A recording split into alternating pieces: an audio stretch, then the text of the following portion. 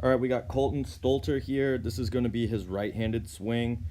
He's a switch hitter. We had this exit velocity here at 67 miles per hour. All right, so let's take him into his swing. So initially, rocks back, short little leg lift here. Let's watch his shoulders as they coil. Okay, so he's really loading into, again, there's not a lot of torsion being held in this drive leg, not sitting into a lot of flexion, really kind of being in this upright position. He's coiling the trunk back, but not a lot of horizontal abduction into that. He's really just twisting at the core, not loading his scap, loading his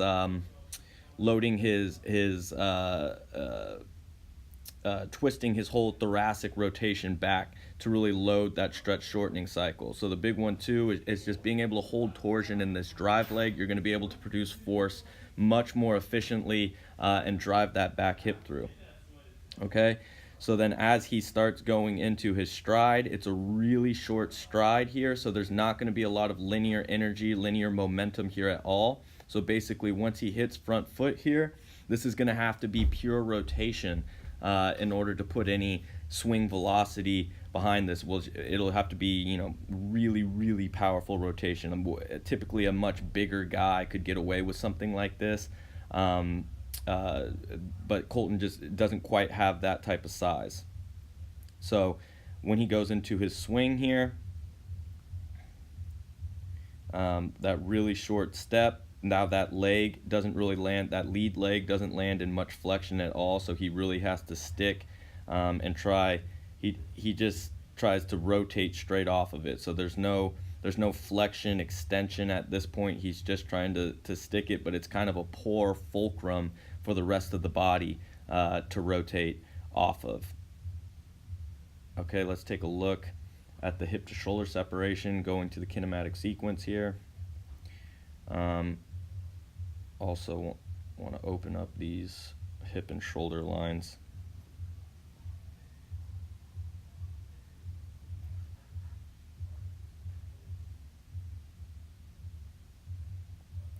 Okay, so trunk positioning too. He's really starting to lean over with that trunk, starting to fall ipsilateral. So we'll watch. Hips are going, hips are going, hips are going. But the trunk positioning is really killing this here.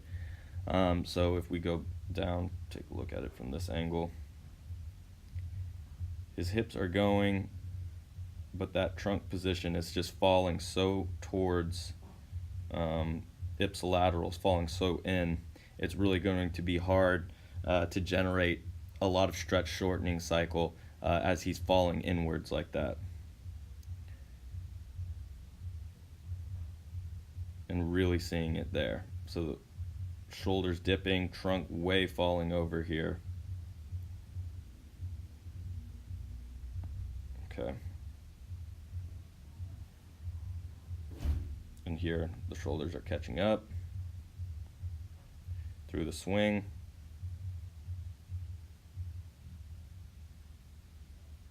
And the follow through. So looking at the kinematic sequence, let's see here, this red line, the humps, top humps are going to be the peaks. So we see the pelvis peak, the chest peak. I want to see trail arm peak. Boom, boom, boom. So the sequence is right. We can just get a lot more power through this. Also, we can get a lot more linear energy. So I think I had talked to him about if he used to do a bigger leg kick and a bigger stride. He had mentioned that he used to do it. So I think going back to that might be beneficial for his swing. It's going to help him get a lot more linear energy. Also holding torsion in that back leg and really powering that hip through is going to get that pelvis to peak at a much higher level. Trying to keep that trunk in a little bit more of an upright position so he's not falling so ipsilateral is really going to help with the stretch shortening cycle. And generally if we can get that pelvis peaking at a higher level, then every other step is going to peak at a higher level. That the shoulder rotation is going to peak at a higher level. That trail arm is going to peak at a higher level, and eventually the bat will peak at a higher level too. The bat being the final link in the kinetic chain. So loading better into the drive leg. Getting more power out of that hip rotation, which is going to be holding torsion, loading more into flexion, exploding through that back hip. Getting a farther stride will also help you land in slightly more flexion. If you have the power to be able to stabilize and extend in that, that's going to drastically help improve that fulcrum for the rest of the upper body to rotate off of. Okay, we've got Colton Stolter here. This is going to be his left-handed swing. We had this at 83 miles per hour. So let's take him into his swing here. So on his leg lift, he actually, I think, gets a little bit more of a leg lift here. Still loading into, if we look at his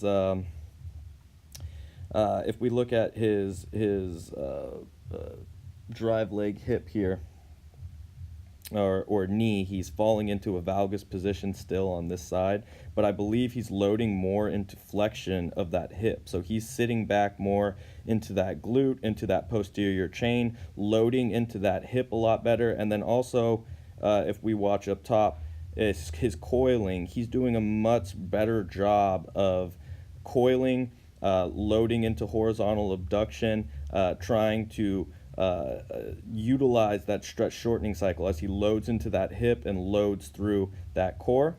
Okay, but still, if we're looking at that knee, he's still in a broken valgus position there. So really working to hold external rotation, load more into that back hip, and produce more force through that back side. Okay.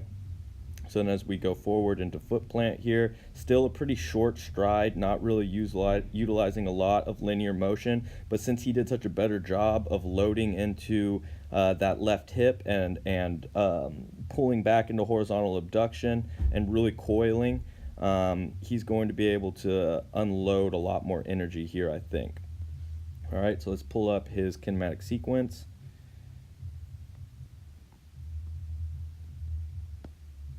Separate these a little bit. So these are going to be all off on me. This is because we put the sensors on the opposite direction. So the sensor was still on his right hip here, so these are going to be backwards. But we can see here this negative is actually, think of it as a positive here. So it was at negative. We don't have the exact humps, but it looks like it was peaking a lot more than his left-handed swing. Okay, so hip is peaking, chest is peaking next, good, and then trail arm is peaking at the same time as the chest. So okay, so what we're seeing here is these hands are getting well ahead of the chest and the hips too soon. So the pelvis is peaking on time, the chest peaks on time next, but at the same time as the chest peaking and that shoulder rotation starting to go, his hands are creeping in front. So if we're watching his hands here, his hands are getting ahead of everything a little too soon. Really becomes more of a handsy swing. But another thing that we see is he's doing a much better job of his trunk positioning here. He's not falling in ipsilateral. So he's going to be able to transfer energy through his hips and his core much more efficiently. He's doing a better job, too, of staying back behind that front leg. Landed in a little bit more flexion in that front leg as well. So he's going to have a much better fulcrum to initiate rotation off of with that front leg as he comes through and finishes that swing. So some of the big key takeaways, again, holding more torsion, loading more into that back leg if he wants to. I think getting a bigger stride is going to help a lot with that linear energy, so he doesn't have to rely so much on rotational power. And then the kinematic sequence of peaking that pelvis earlier, trying to delay that trunk a little bit longer, which he can do with holding, working to hold and delay that trunk through the coiling phase, which is going to be, core strength, thoracic rotation, horizontal abduction, etc. So hopefully we can get that pelvis peaking first, then the chest and shoulders, then the hands, and then the back.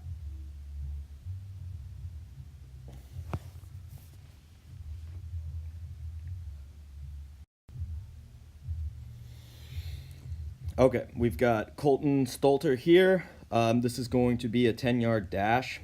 We have him clocked at 1.7 seconds.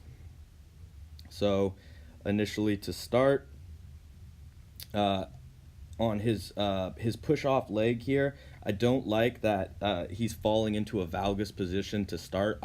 Producing force from that position is going to be more difficult. So I'd like to see him holding a little bit more torsion in that push-off leg.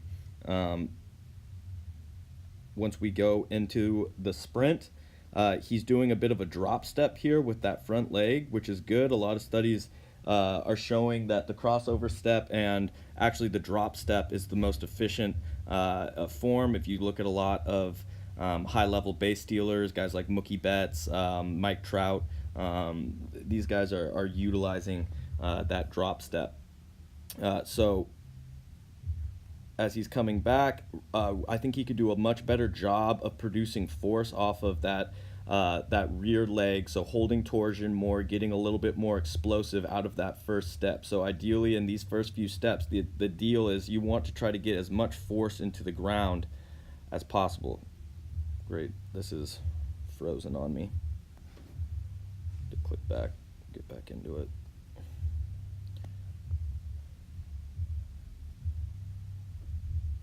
So ideally getting as much force into the ground as possible. So in this first initial step, he does a decent job of triple extending off of this back leg, but ideally we can get more, possibly even a little bit better of a forward lean.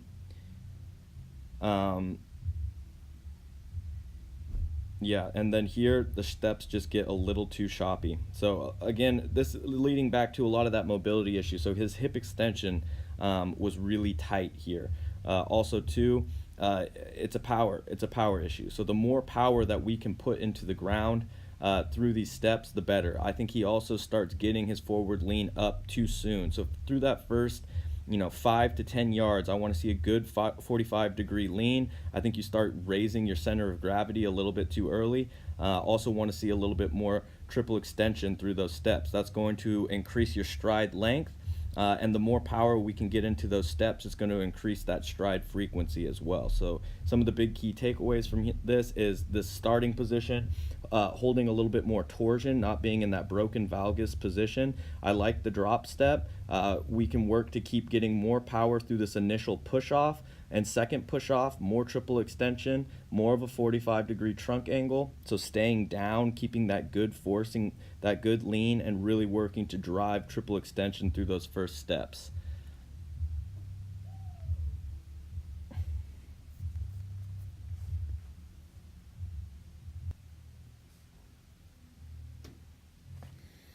All right, we got Colton Stolter here. This is a 69-mile-per-hour throw. It's going to be a shuffle step. He is a third baseman. All right, so let's take him into this throw. So we see he does his shuffle step, crossover step, but really 0 to no load into this drive leg here. All right, when we spin it around, there's no flexion in the hip, there's no flexion in the knee. He's really just standing straight up, and really not a lot of speed into that first movement. So watching off this drive here, not a big aggressive shift into the second drive, really not loading into the leg, and not a lot of energy moving linear towards the target. All right, so then take him a little bit more forward. He's going to hit foot plant right about here.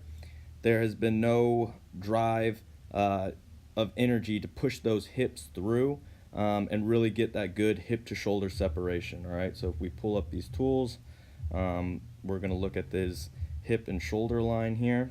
Okay, take a look at that. Really negative hip to shoulder separation at this point. His shoulders are slightly ahead of his hips are closed, and he's hitting that front foot strike. So then he's going to start shoulder rotation, and as you can see, if we watch from the top, the shoulders are going ahead of the hips, and then we see that big aggressive arm drag here. If we look at the shoulder is really trying to stay separated, or I'm sorry, the whole arm is trying to stay separated as the shoulders are rotating forward. So he gets a really aggressive horizontal, or I'm sorry, hyperangulation. So really aggressive arm drag there, which he came in, I believe, with elbow and shoulder a little bit of problems. So that is what I believe is causing that. Not enough energy to drive those hips forward, get good hip to shoulder separation. So when he initiates trunk rotation, he's pulling his glove side and letting that arm get caught behind. All right. So then we go forward into the throw. He does a decent job on the front leg. It's still a really vertical front leg position. If we're looking at his ankle to his knee, that's a pretty vertical front leg. So that's going to be hard to get his energy to transfer back up into his trunk and get good forward trunk tilt. So what we're seeing is really just a lot of rotation, both from his drive leg and from his shoulders, as he just spins off with the throw and finishes. Let's take a look at his kinematic sequence. So we go to the graphs, kinematic sequence here. See if we can take a look at how everything was peaking. So his pelvis is going to be the red line here at this hump. So his pelvis peaks here. His chest is this green line, the neon green. So his chest actually peaks before his pelvis. So that order, the kinematic sequence is out of order here. Generally, we want to see the pelvis peak first, then we want to see the chest peak, and then we want to see the trail arm peak. So his trail arm's peaking right out here. So really, again, we're mainly just seeing he is not driving his hips through. He's not powering through his lower half to get that good hip to shoulder separation. From the camp, we saw that he had a lot of hip mobility issues, specifically in hip internal rotation and hip extension. That's going to be limiting that range of motion. So really working to improve that, building power through the strength and conditioning, and then continuing with the med ball and target throw drills with an emphasis on getting into his legs more, driving more power through his lower half so he can drive that hip up, delay the shoulders, get his front leg into a better position to receive that force and transfer that force back up into the trunk. And ideally, we would get that arm to stop hyperangulating and dragging and riding with the trunk more through the forward trunk tilts.